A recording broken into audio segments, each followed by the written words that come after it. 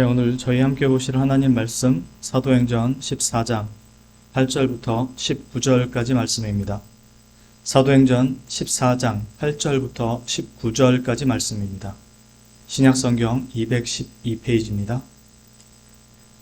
신약성경 212페이지 사도행전 14장 8절부터 19절까지 말씀입니다.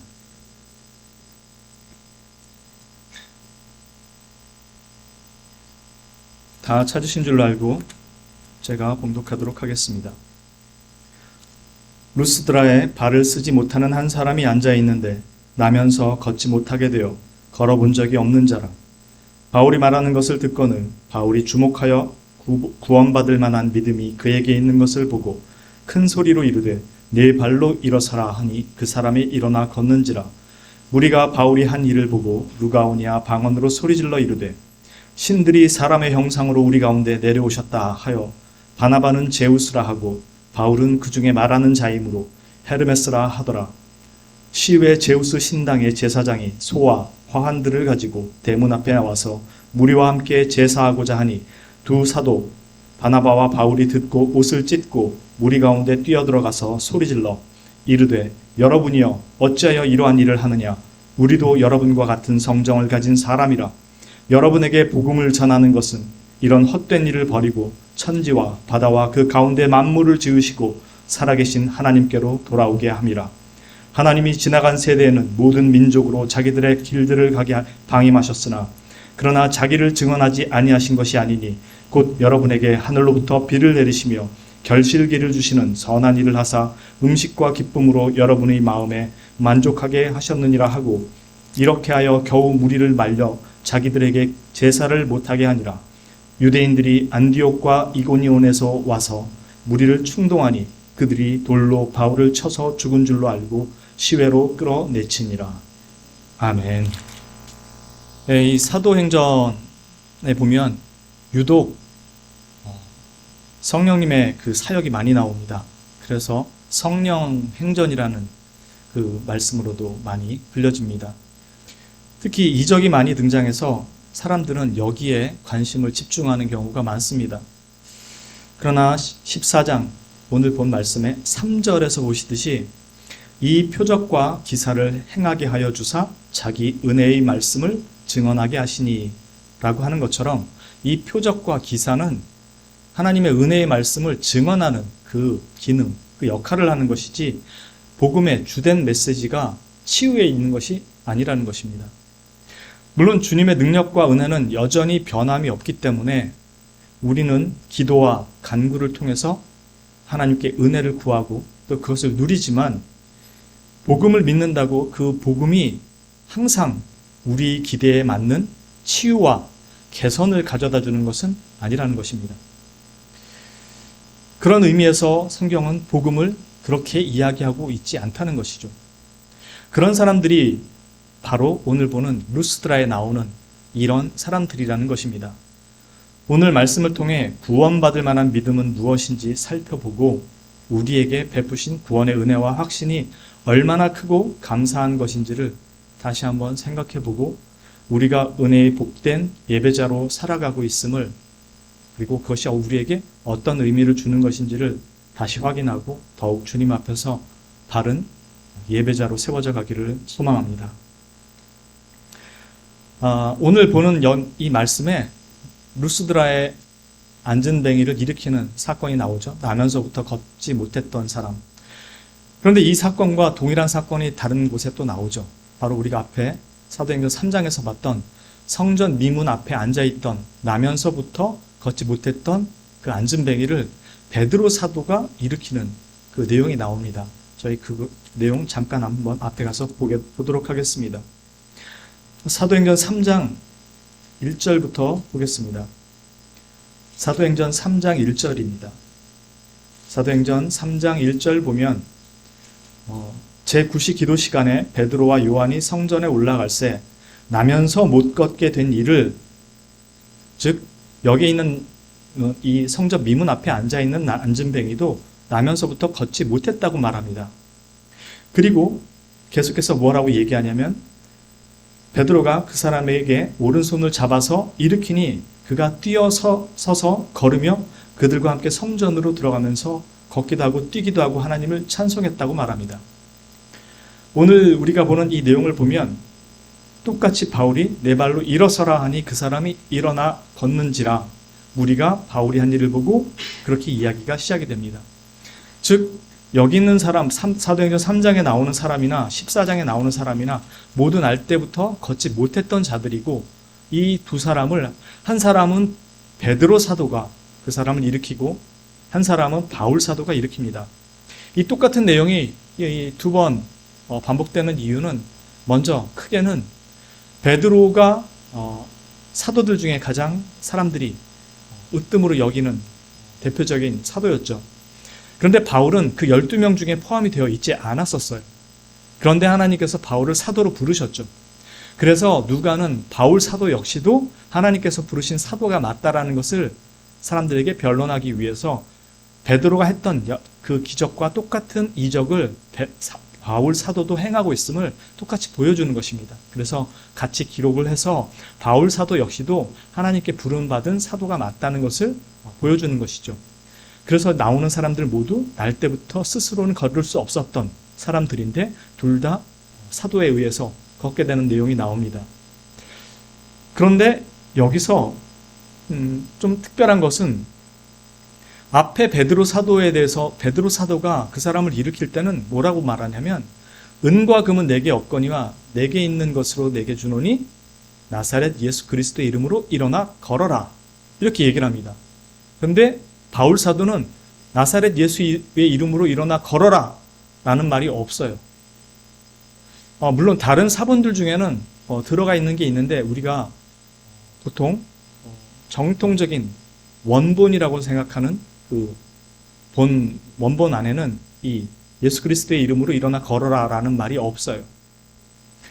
왜 베드로는 이렇게 얘기하고 바울은 이 얘기를 뺐는가? 제가 드리고 싶은 건 그겁니다. 우리가 가장 많이 보게 되는 게, 특히나 영화 같은 데서 사단 마귀 아니면은 귀신 들린 사람 귀신을 쫓아내는 그런 영화를 보면 항상 등장하는 게 예수 그리스도의 이름으로 명하노니 물러가라, 이 말이 항상 등장을 해요. 제가 드리고 싶은 말은 예수 그리스도의 이름은 주술이 아니라는 겁니다. 즉 예수 그리스도의 이름으로 명하노니 해서 물러가는 게 아니라는 거예요. 오히려 예수님을 안 믿는 사람들이 만든 영화가 너무 잘 만든 것들이 있어요. 그 뱀파이어 영화인데 거기 나온 주인공이 무서워서 벌벌 떨다가 벽에 걸려있는 십자가를 보더니 막 그걸 잡아가지고 예수님의 이름으로 명하노니 물러가라 이런데 뱀파이어가 그럽니다. 그 십자가를 뺏어요. 우리가 영화 보면 십자가에 손만 대도 지지직하고 막 타들어가죠. 그런데 그 뱀파이어는 그 십자가를 뺐습니다. 그러면서 웃으면서 한마디 합니다. 믿음이 없으면 안 되지. 우리보다 더 잘 알아요. 예수 그리스도의 이름으로 명하노니 일어나 걸어라라는 것은 주문이 아니었어요. 바울은 그 얘기를 하지도 않았는데 일어난다는 거죠. 즉 왜 예수 그리스도의 이름으로 일어나 걸어라 라고 말한 것이냐면, 유대인들에게 복음을 전할 때는 여호와 하나님을 다 알고 있는 민족이에요. 그리고 하나님을 믿는 사람들이고, 그래서 그들은 자신들이 율법을 가졌고 여호와 하나님의 백성이라고 생각했기 때문에 자신들이 구원을 받을 수 있는 존재라고 생각했기에 그들에게 오실 메시아에 대한 기대를 가지고 있었지만, 그들에게 오신 그 메시아가 오실 메시아가 아니라고 생각해서 십자가에 못 박아서 신성 모독이라고 죽여버린 거예요. 그래서 바울 사도는 너희가 죽인 그 메시아가 진짜 메시아가 맞다라는 의미에서 예수 그리스도의 이름으로 일어나 걸어라 라고 한 거예요. 왜냐하면 저주받은 사람의 이름으로 그가 일어나 고침을 받는 것을 통해서 그가 너희가 바로도 기다리던 메시아가 맞다라는 것을 가르쳐주기 위해서 예수 그리스도의 이름으로 일어나 걸어라라고 얘기했던 것입니다. 그래서 바울 사도는 이방인, 지금 루스드라 이방인들에게 와서 복음을 전할 때는 하나님을 모르는 사람들이에요. 이 사람들은 지금 제우스, 그리스 신화에 나오는 제우스나 헤르메스나 이런 신들을 믿는 사람들이에요. 이 그리스 신화가 로마 신화로 가면 제우스는 주피터가 되고 헤르메스 같은 경우는 머큐리 같은 신으로 바뀌죠. 그러니까 2000년 전에는 우리는 이걸 신화라고 생각하고 다 책으로 봐서 그리스 신화, 로마 신화로 알고 있지만 이 당시 사람들은 이걸 실제로 알았다고요. 그렇게 그 신들을 믿었다고요. 그러니까 하나님을 모르고 온갖 이 우상들과 잡신들을 섬기던 이 사람들에게 하나님을 모르기 때문에 바울은 하나님부터 복음을 전하게 되는 것입니다. 유대인들에게는 이미 하나님을 알고 있기 때문에 그리스도가 메시아라는 것을 전하는 것이었고요. 그래서 하나님으로부터 시작해서 예수 그리스도를 전한 것이었고, 그래서 14장 1절에 이고니온 회당에서 전할 때 그 말을 듣고 돌아서는 유대인과 이방인들도 있었고, 여전히 순종하지 않는 유대인과 이방인들이 있었다는 것입니다. 그래서 나중에 그들이 와서 루스드라에 와서 바울 사도를 돌쳐서 죽이게 만듭니다. 어쨌든 그 복음을 전했기 때문에 회당에서 돌이키는 사람들이 생긴 거예요. 그리고 나서 루스드라에 와서 똑같이 이 사람이 어떻게 고침을 받냐면 2절에 14장 9절에 바울이 말하는 것을 듣거늘 바울이 주목하여, 3장에서도 바울이 성전 미문에 앉아있던 사람을 주목해서 봅니다. 근데 이 사람은 나한테 뭘 줄까? 돈 좀 줄까? 왜냐하면 베드로 사도와 요한 사도를 쫓아다니는 사람들이 많았기 때문에 돈이라도 얻을 수 있을 줄 알고 눈이 뚫어져라 쳐다보고 있었는데, 그를 베드로 사도가 주목하여 보더니 이렇게 세웠던 것이었거든요. 근데 지금 여기도 똑같이 바울 사도가 복음을 전합니다. 그리고 바울이 주목하여, 그 사람이 듣고 있었거든요. 그래서 주목하여 보고 구원받을 만한 믿음이 있는 것을 보고 그에게 일어나라고 이야기합니다. 그래서 나사렛 예수의 이름으로라고 말하지 않고 그냥 일어나라라고 얘기합니다. 왜냐하면 이미 하나님으로부터 시작해서 그리스도에 이르는 복음을 전했기 때문에. 그래서 예수 그리스도의 이름은 주술이 아니라 우리가 죄와 사망과 모든 악과 고통 속에서 노임받은 것은 바로 그리스도께서 오셔서 그 일을 이루셨다라는 의미에서 예수 그리스도의 이름으로라고 하는 거지, 무언가를 할 때, 축기 같은 거 할 때 나사렛 예수 그리스도의 이름으로라는 것이 주술로 사용되는 것이 아니라는 것입니다. 그래서 우리는 나사렛 예수 그리스도의 이름으로 물러나라라고 이렇게 이야기하고 명하고 기도할 수 있는 것은 그것을 이룬 분이 하나님이시기 때문에, 예수 그리스도이기 때문에 그렇게 명령하고 기도하고 간구하는 것입니다. 주술이 아니라요. 그래서 믿음이 없이는 그것은 결코 이루어질 수가 없는 거죠. 지금 분명히 루스드라에서 이 안진뱅이가 일어난 걸 봤는데, 놀랍게도 이 무리들은 어떤 반응을 보이냐면, 이 표적과 기사는 그리스도의 은혜의 말씀을 증언하는 역할로 한다 그랬잖아요. 그래서 나사렛 예수 그리스도께서 이 일을 이루셨다라는 것을 증언해 주는 것이라고 했잖아요. 표적과 기사가. 그런데 이 사람들은 복음을 듣고 이 사람이 일어나는 걸 봤는데, 이 안진뱅이 말고 여기 있는 무리들은 바울 사도를 보면서 제우스라고 얘기합니다. 바나바를 보면서 제우스라고 얘기하고 바울을 보면서 헤르메스라고 얘기해요. 왜냐하면 헤르메스는 대변인이었거든요. 신의 대변인. 그러니까 바울이 설교를 하니까 바울이 신의 대변인이라고 해서 헤르메스라고 불렀고 제우스라고 여긴 것입니다. 물론 이 사람들이 이렇게 하는 데에는 또 이유가 없는 건 아니에요. 고대 신화 속에 보면 제우스가 헤르메스를 데리고 루스드라 근처의 지방으로 온 적이 있어요.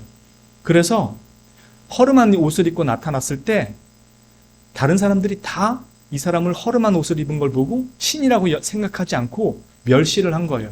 그런데 한 노인 부부만이 이 사람들이 신이라는 것을 믿고 그 사람들을 영접합니다.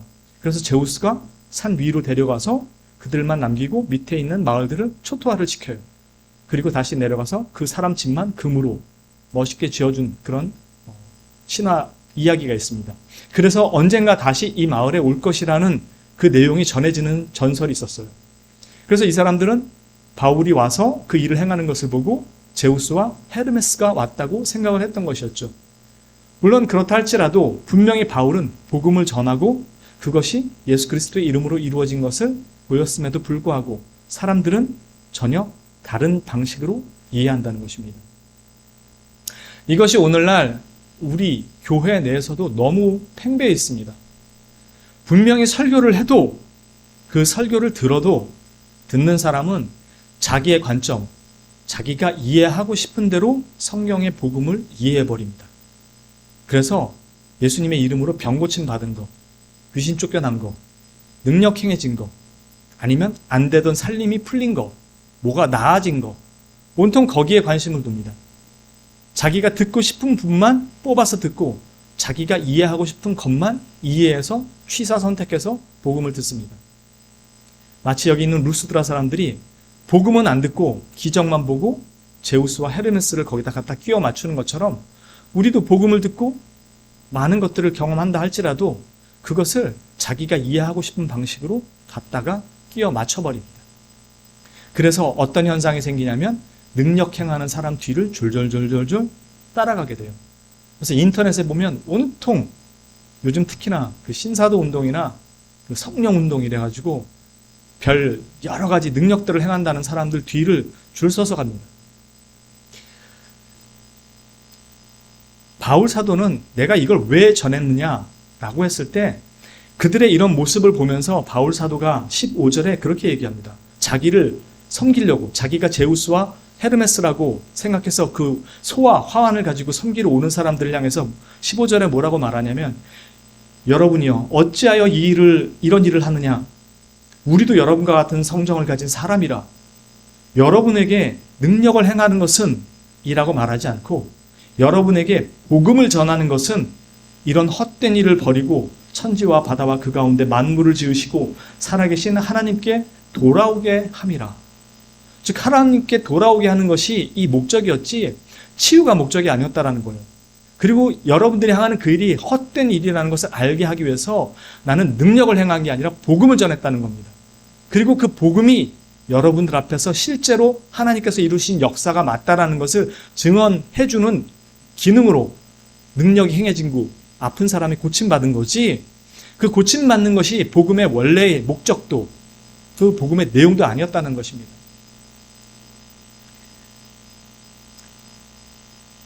자기가 전하는 복음의 실제적인 내용 거기에 대해서 사람들은 귀를 막아버렸어요. 그래서 능력에만 관심을 두고 거기에만 초점이 생겨서 이 사람들이 제우스와 헤르메스라고 쫓아다닌 것처럼 오늘날도 복음이 가지는 우리에게 가르치는 실제적인 능력과 그 복음이 우리에게 준 그 은혜의 방편들 또 은혜들이 무엇인지를 망각하고 엉뚱한 길에 그 길을 쫓는 사람들이 많다는 것입니다. 그러면서 바울이 계속 이어서 뭐라고 얘기하냐면 16절에 하나님이 지나간 세대에는 모든 민족으로 자기들의 길들을 가게 방임하셨으나 그러나 자기를 증언하지 아니하신 것이 아니니 곧 여러분에게 하늘로부터 비를 내리시며 결실기를 주시는 선한 일을 하사 음식과 기쁨으로 여러분의 마음에 만족하게 하셨느니라 이렇게 얘기합니다.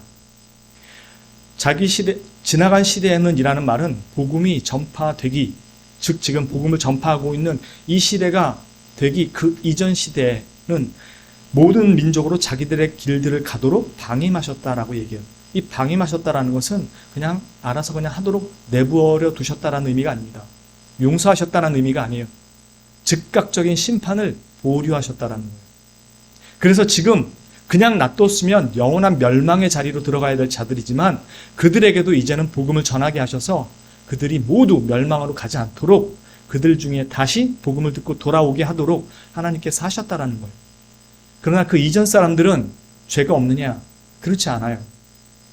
저희가 몇 장 뒤로 넘겨서 로마서 1장으로 가보겠습니다. 몇 장만 넘기면 됩니다. 240페이지입니다. 240페이지 로마서 1장 18절부터 보겠습니다. 로마서 1장 18절입니다. 제가 봉독합니다. 하나님의 진노가 불의로 진리를 막는 사람들의 모든 경건하지 않음과 불의에 대하여 하늘로부터 나타나나니 이는 하나님을 알만한 것이 그들 속에 보임이라. 하나님께서 이를 그들에게 보이셨느니라. 창세로부터 그의 보이지 아니하는 것들 곧 그의 영원하신 능력과 신성이 그가 만드신 만물에 분명히 보여 알려졌나니 그러므로 그들이 핑계하지 못할지니라.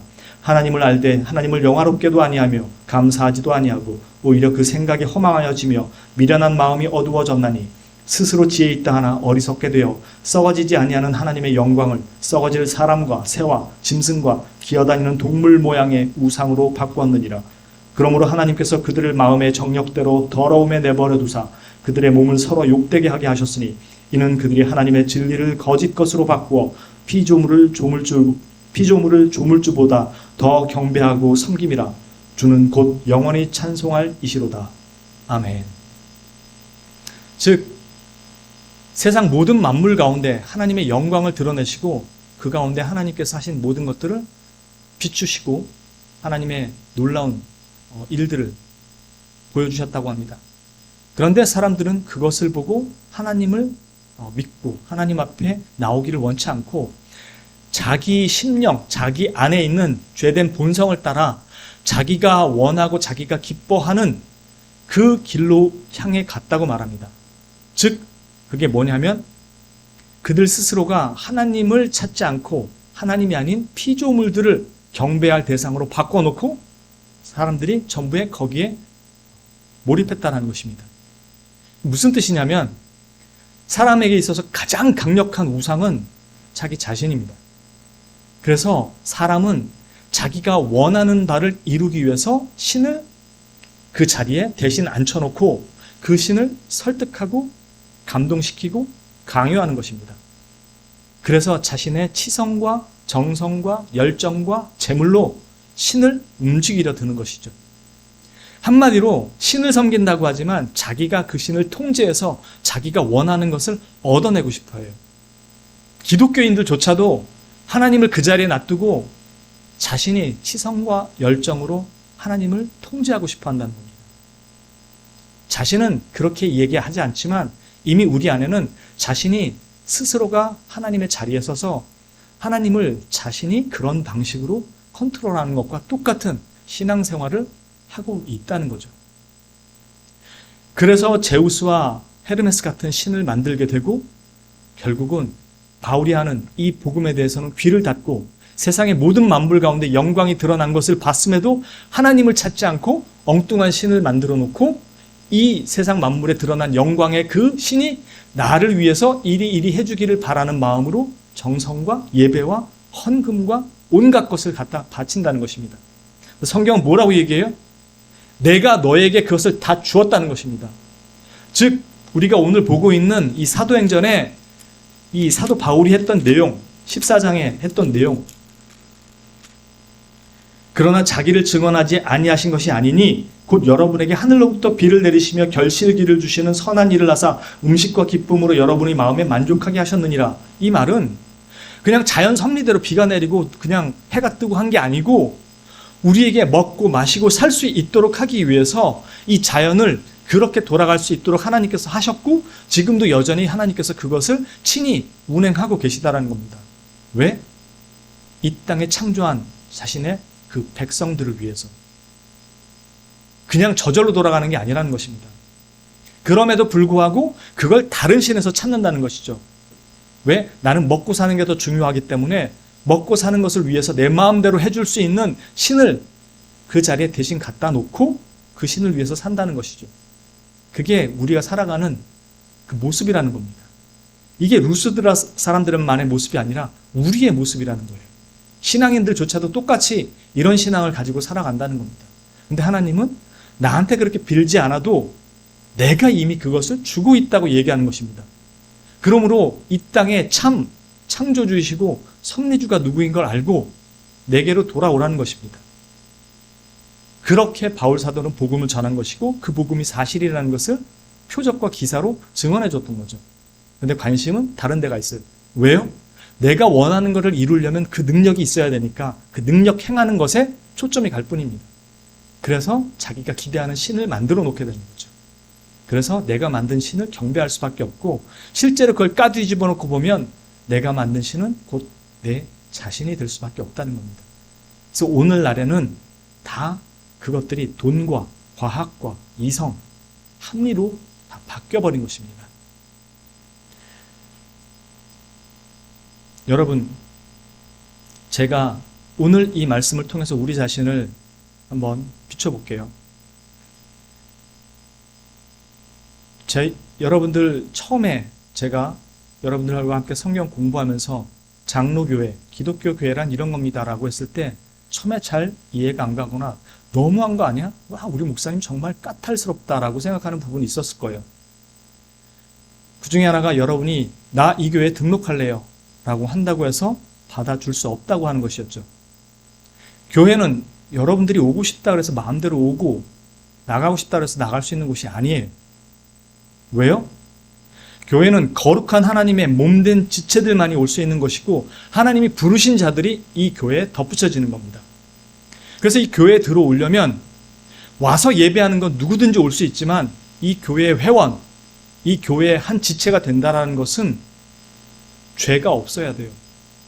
왜냐하면 거룩한 하나님의 몸된 교회이기 때문에. 그래서 그는 이 교회에 들어올 때 그 죄를 없애고 들어와야 돼요. 근데 우리 중에 누가 그 죄를 없앨 수 있습니까? 아무도 그걸 할 수 없습니다. 그래서 교회를 다니면서 내가 이 교회에 등록하겠습니다. 내가 이 교회에 회원이 되겠습니다라는 것은 그냥 교회 한 사람 되겠다라는 것이 아니라 거룩한 하나님의 공동체, 이 몸된 지체, 한 지체로서 내게 맡겨진 사명과 직분을 나도 동일하게 믿음 가운데 행하겠습니다라는 그 고백을 가지고 들어오는 것이라고 얘기했죠. 그래서 교회는 그 사람을 그냥 받는 것이 아니라 그의 신앙 고백, 믿음의 고백을 확인하고 받는 것입니다. 왜? 결단코 죄인은 들어올 수가 없기 때문에. 그래서 나는 예수 그리스도께서 나의 모든 죄를 사하신 것을 믿습니다 라고 고백하고 들어오는 거예요. 누구를 위해서? 예수님이 나를 위해서 그 죄를 사하셨다고 얘기할 때는 누구로부터 구하냐면 사단 마귀로부터 구하는 게 아니에요. 우리가 지금 여기 아까 전에 로마서 1장에서 본 것처럼 로마서 1장의 시작은 18절에 이렇게 합니다. 하나님의 진노가 불의로 진리를 막는 모든 사람의 경건하지 않음과 불의에 대하여 하늘로부터 나타난다고요. 즉 우리는 사단 마귀로부터 구원을 받는 게 아니고 하나님의 진노와 저주로부터 구원을 받는 것입니다. 그래서 우리는 하나님 앞에 죄인으로서 설 수가 없는 거예요. 그래서 예수 그리스도를 믿는 믿음, 즉 하나님께서 나를 위하여 주 예수 그리스도를 보내시고 나의 모든 죄를 사하셨음을 믿습니다 라고 그 고백을 가지고 교회에 들어오는 겁니다. 즉 여러분들이 여기에 예배자로 선다라는 것은 여러분들이 이제는 하나님 앞에 설 만큼의 적절한 깨끗함을 가지고 왔다는 것이 아니라 완전히 의로운 존재가 됐다라는 것을 전제해야만 되는 것입니다. 그러지 않으면 여러분의 이 예배를 하나님이 받을 수가 없어요. 받질 않으세요. 거룩한 하나님이 어떻게 죄인의 예배를 받습니까? 그래서 우리가 예배 자리에 설 때는 완전히 죄 사함을 받은 자만이 설 수 있는 것이고 이 죄 사함은 예수 그리스도를 향한 믿음만으로 받는 것이고요. 그래서 우리가 예배자가 됐다라는 것은 완전하게 의롭게 됐다라는 것을 선언한 것입니다. 그래서 여러분들이 이 예배 자리에 나오는까지 여기 올라오기까지 계단 올라오기까지 오면서 차 운전하고 오면서 다른 사람 때문에 욕하고 짜증나고 승질나고 부부간에 오면서 서로 옥신각신 다투고 싸우고 엄마 아빠 때문에 승질내고 들어오기까지 죄가 충만했을지라도 이 예배당에 들어와 주님 앞에 머리를 숙일 때는 여러분들은 완전한 의인으로 지금 여기에 서게 되는 것입니다. 그래서 주 예수 그리스도의 은혜 가운데 우리의 예배가 하나님 앞에 연락이 될 수 있는 거예요. 그래서 하나님의 은혜와 긍휼과 사랑을 이 자리에서 말씀 가운데 선포되는 그 말씀 속에서 하나님의 은혜와 임재를 깨닫고 누리고 경험하게 되는 것입니다. 이 인식이 없으면 하나님의 임재와 경험을 잘 경험 못해요. 우리는 초자연적인 현상이 임하고 여기에서 갑자기 예수님 형상이 막 이렇게 커튼 뒤에 나타나고 막 이런 일이 나타나야 와 하나님이 임재하셨다라고 생각하지 이 말씀 가운데 우리가 지금 선포되고 있는 이 말씀을 통해서 하나님의 은혜와 하나님의 임재가 있다는 것을 잘 경험 못해요. 왜냐하면 내가 그렇게 심각한 죄인이었다가 은혜 가운데 와서 여기에서 예배할 수 있는 이 특권과 은혜를 누리고 있다는 것을 잘 모르기 때문에 여러분 중, 우리 중, 저 포함해서 누가 하나님 앞에 와서 이렇게 예배할 수 있고 그 예배가 연락될 수 있겠습니까? 그래서 여러분들이 하나님 앞에 드리는 기도는 하나도 빠짐없이 연락이 될 수 있는 그 은혜고 특권이 있는 것입니다.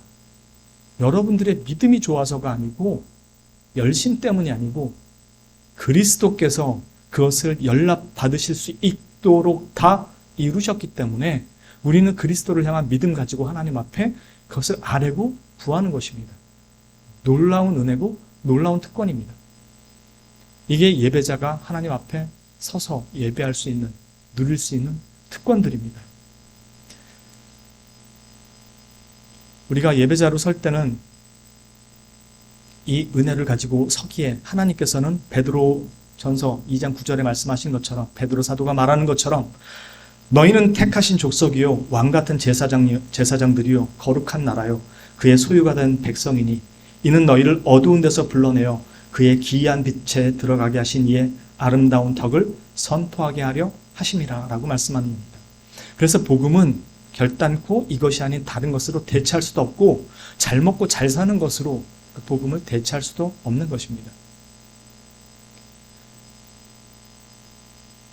그리스도인이 아니라도 세상 사람들은 하나님께서 남겨두신, 우리 안에 남겨두신 하나님의 형상을 따라 서로 선을 행하고 가난한 사람을 돕고 온갖 NGO 단체들을 통해서 서로 나누고 봉사하게 하셨어요. 그 일들은 하나님 없어도 사람들이 합니다. 왜냐하면 우리 안에 남겨진 하나님의 형상이 있기 때문에 그래요. 왜곡됐을지라도. 그러나 그 아름다운 일을 하는 사람들 어느 누구도 스스로 하나님 앞에 나오는 사람은 없어요.